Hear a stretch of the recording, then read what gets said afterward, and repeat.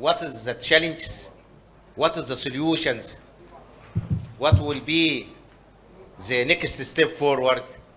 أستاذ دكتور عادل عبد العزيز. بسم الله الرحمن الرحيم. يعني خالص الشكر والتقدير الأخ العزيز الدكتور إيهاب والدكتور أحمد على الدعوة الكريمة في المؤتمر الجميل في المكان الجميل ده يعني. يعني خالص الشكر والتقدير للتقديم للزملاء الأعزاء اللي بيرأسوا الجلسة. Weight loss and management of type 2 diabetes is an important issue which is continuously evolving. دلوقتي الكلام عنه كل ماله بيتزايد يعني.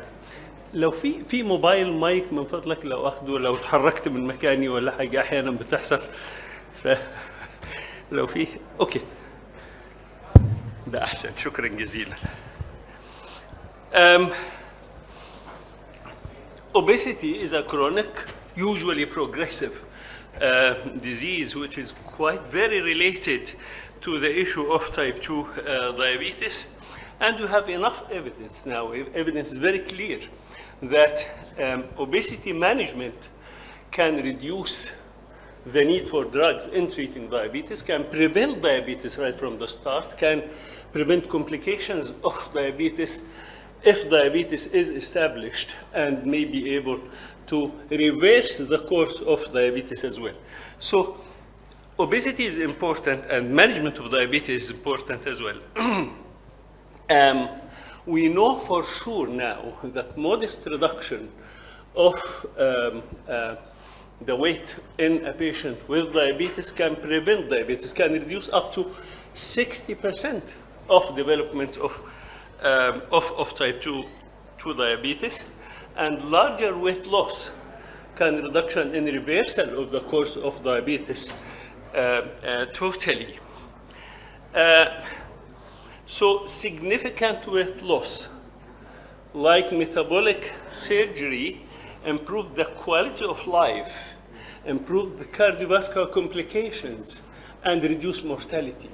So it's a great benefit regarding that. So obesity is very strongly related to diabetes and its complications, and getting rid of obesity is very related to reduction of diabetes itself, of diabetes complications, and of reversal of the course of diabetes. And we have clear evidence regarding that. Diabetes prevention means management of people before reaching the cutoff level of diagnosis of diabetes.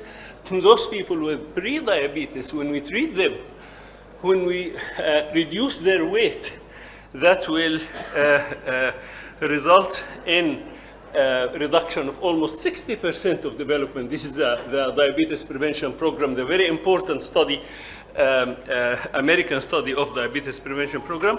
And follow-up of those patients revealed that this effect, this preventive effect of weight reduction will continue for 10 years after starting of the first diabetes. Now, diabetes remission, this is to treat patients who recently developed diabetes and who are overweight and obese by reducing their weight. But this time the reduction of weight is not just 7% like those for prevention of diabetes, but it is between 10 and 20% of the original weight of the patient. And this is the direct study which started at the year of 2016. And in those patients, it was proved that they can continue after reduction of their weight that way. They can continue with their glycemia controlled without needing any further therapy, any further pharmacological therapy, I mean. And in the year 2019, we discovered that this effect is not only due to reduction of insulin resistance, which has been known right from the start of the study, but in addition to that, there had been proved improvement of the ability of the beta cells to produce insulin. And C-peptide was found to be normalized in some of these patients, normalized, I mean, getting back to normal. And that has changed the traditional pathogenesis of diabetes, which we are teaching, we have been teaching our students for a long, long time. Diabetes is a progressive disease. Diabetes cannot be reversed. Diabetes will continue to the far end no matter what we can do. Now, no, it is not that way. We can reverse the course of diabetes, and this is proved very well. It was found that the fat content of the liver, when increased, will increase insulin resistance. And the fat content inside the pancreas, when it is increased, it decreased insulin responsiveness to hyperglycemia, the secretion of insulin in response to hyperglycemia, and that had changed the pathogenesis, as I said. So the assumed mechanism is, when we reduce the fat content of the liver and spleen through weight reduction, those patients with early stage, the insulin resistance will improve, of course, by reduction of fat inside the liver. But the insulin secretion is affected by the mild hyperglycemia, which is produced by insulin resistance, even if it is not reaching to the cutoff level of diagnosis of diabetes. But that will be improved. If we leave those cells under the effect of hyperglycemia, after some time, the insult which happened by the hyperglycemia and which had led to reduction of insulin secretion will become permanent, and we cannot reverse it anymore. So we have to start early just to be able to reverse the course of diabetes. الكلام اللي كان الدكتور إيهاب بيتكلم عنه إن إحنا لازم to start very early treatment of obesity. Well, ده الكلام اللي أنا كنت بقوله الآن. بعد كده ظهرت الريتشون ستادي. الريتشون ستادي بتفترض إيه؟ بتقول طيب النون اوبيس بيشنتس، الناس دول ممكن يبقى عندهم فات في الليفر وفات في السبلين رغم ان الويت بتاعهم نورمال تحت ال 25 بودي ماس اندكس. الناس دول لو عملنا لهم ويت ريدكشن هيحصل لهم ايه؟ ده السؤال اللي اثير، ودي الدراسه اللي اتعملت في بريطانيا ليد بنيوكاسل يونيفرستي، والريزلتس بتاعتها ظهرت من اقل من سنه، 1 ابريل السنه اللي فاتت الريزلتس ظهرت، وكانت very clear study الحقيقه. It was a small study by the way، ما هيش huge study بحيث ان احنا we can build clear evidence بالنسبه لها. average weight loss كان 8%، ما هوش 20% زي ما احنا بنقول، just 8% weight reduction. 70% of those patients went into diabetes remission. Non-obese individuals. Very happy news to those recently diagnosed type 2 diabetes who are not obese. The hemoglobin A1C was reduced from 7% to 6.3% in total absence of pharmacological therapy. ولهذا الستاندردز اوف كير الاي دي اي اللي بتعمله كل سنه اتكلمت عن الاوفر ويت، وخصصت الحقيقه 2 chapters عشان تتكلم عن البودي ويت باهميته، وتكلمت عن the way of management of the obesity management, how to manage obesity or overweight, how to manage weight in those patients with type 2 diabetes. And these are the three methods of treating obesity: lifestyle change, pharmacological change, and metabolic surgery. These are the only known methods of treating obesity. Today, I don't have time to go through these 3 methods in detail, so I'll just be confined to the pharmacological therapy because we have news about that. Lifestyle change and metabolic surgery may be very well known and will be discussed in other parts of this beautiful conference. Now let me have a look to the pharmacological therapy of obesity. The most needed and the most frequently failed, the pharmacological therapy of obesity. Until the year 2014, we have not had any recognized, any well-known, any approved drug to treat obesity. And our history is full with failed trials to pharmacologically treat diabetes. We can remember the Fin, well, all people can remember that definitely. Fin problem, which happened in the early 90s, when a small study had led to millions of prescriptions, which had led to miserable complications, cardiac complications, valve diseases, and pulmonary hypertension, and so many patients died because before the drug was withdrawn.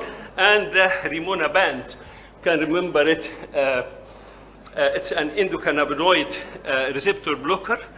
It looked very encouraging to treat people with diabetes, but when they tried it, there had been a lot of depression, neuropsychiatric side effects, and suicidal tendency, and it was not approved at the end of the day. So now we have three drugs which can substantially reduce obesity, the weight of the patient, without undue, without unwanted or unexpected sort of side effects. And these are the three drugs. Liraglutide, once daily injection, GLP-1 receptor agonist, approved since the year 2014. It's a long time ago, we're almost 10 years now working for that.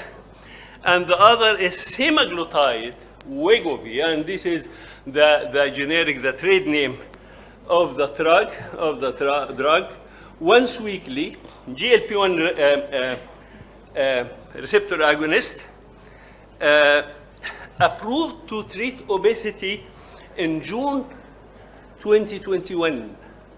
And the third is tirpitazide, which is, the trade name is called Mounjaro, once weekly dual GLP-1 and GIP receptor agonists, and approved for treatment of diabetes in May 2022.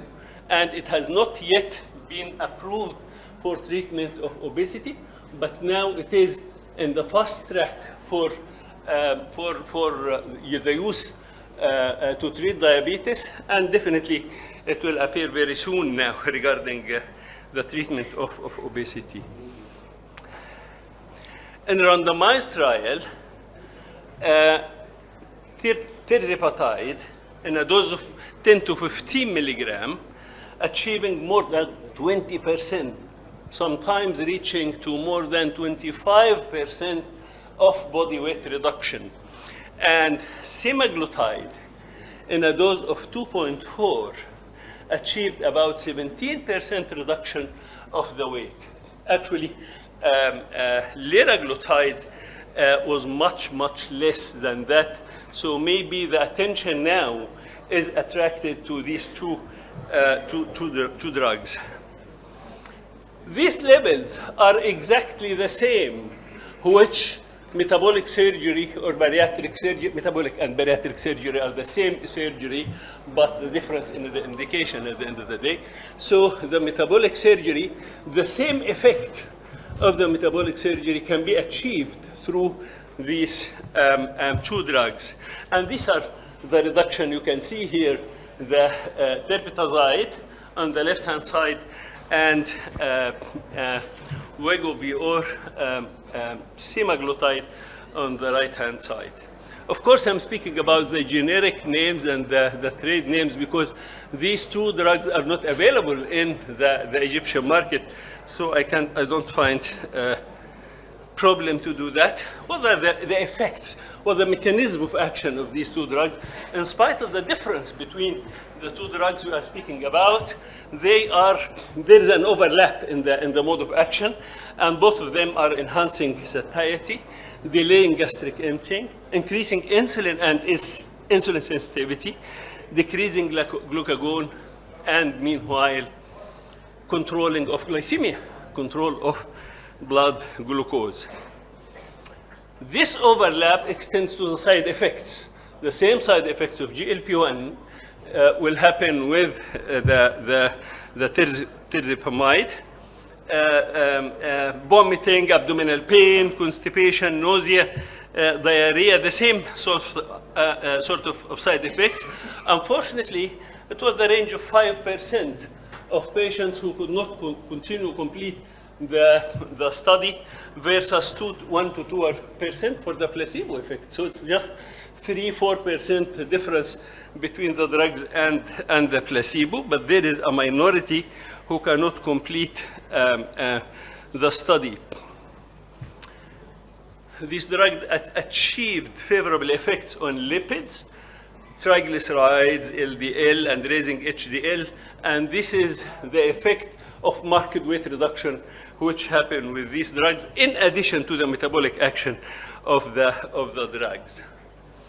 There has been a concern regarding some rarely occurring side effects. Pancreatitis did not prove to be there.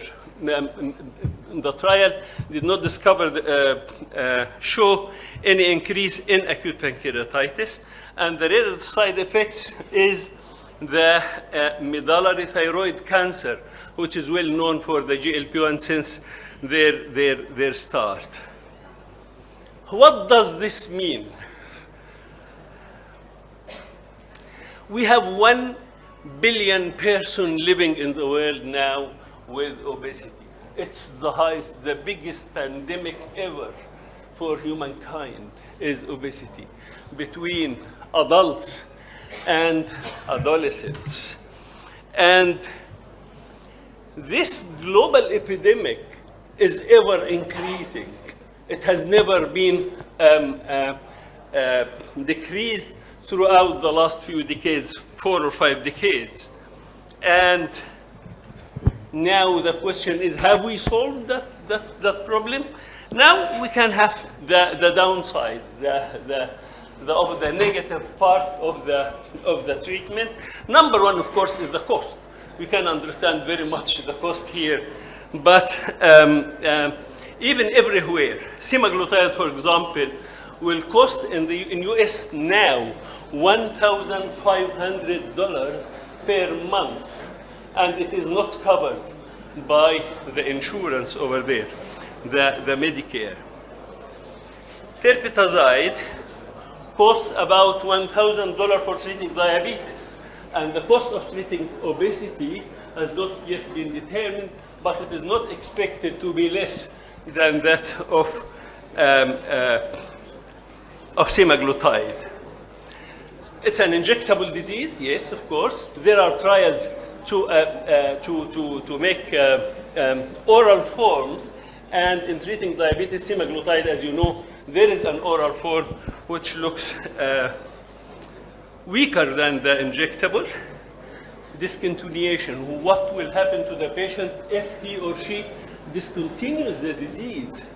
Of course, we expect that if those people stop controlling their lifestyle, obesity will recur after stopping it. And the cost will lead to exacerbation of inequity, which already there. الناس القادرين بياخدوا العلاج والناس الغير قادرين يتفلقوا بقى وما يقدروش يحصلوا عليه. وده بينتج عنه أشياء عجيبة جدا الحقيقة، إنه الناس المستحقين, those who are qualified to receive it, they are unable to reach it. And those whom we do not know what the drug will do for them, they are receiving the drug right now. الممثلات في أمريكا كلهم الآن بياخدوا الدراج علشان يحافظوا على الجمال والمنظر، والويت بتاعهم مش اوفر ويت باي ديفينيشن، وبالتالي احنا مش عارفين ايه اللي بيحصل لهم، مفيش ستاديز بتقول لنا ايه اللي موجودين. والنتيجه النهائيه ان انضم الويجوفي للفياجرا والبوتوكس عشان يصبحوا دول الثلاث اسماء المشهورين بين عامه الناس في جلسات المناقشات والدردشه، أصبحوا هم دول الشائعين الآن عندنا. في concerns عن ال prevention of the treatment to the qualified patients. طبعا هتطلع multiple agents وده هيعمل competition and it might reduce weight، لكن مش منتظر انه يحسن المسألة جدا يخليها وردي. cost effectiveness studies بتتعمل الآن لسه ما ظهرتش، لكن لما تظهر من المؤكد انها هتشجع الحكومات او السبندرز او التأمين ان هو ممكن يصرف على المسألة. بالرغم من وجود الجينيركس اللي هتطلع بعد شوية، لكن ايضا مش هيحلوا المشكلة بشكل كامل. وده واحد من الانتصارات اللي حصلت في دواء جين ثيرابي للهيموفيليا بيكلف 3.5 مليون دولار، لكن ده بيعالج كمية صغيرة من الناس، لكن المليار واحد اللي موجودين شأن مختلف للغاية. it looks انه على ما يبدو ان احنا حققنا انتصار ضخم في معركة كبيرة، لكن يبدو ان الاوجه الثانية مش هتخلي الانتصار ده كامل. However, these drugs may represent one of the most important medical breakthroughs in the history of medicine, which may signify the end or marked reduction in the need of bariatric surgery. Thank you.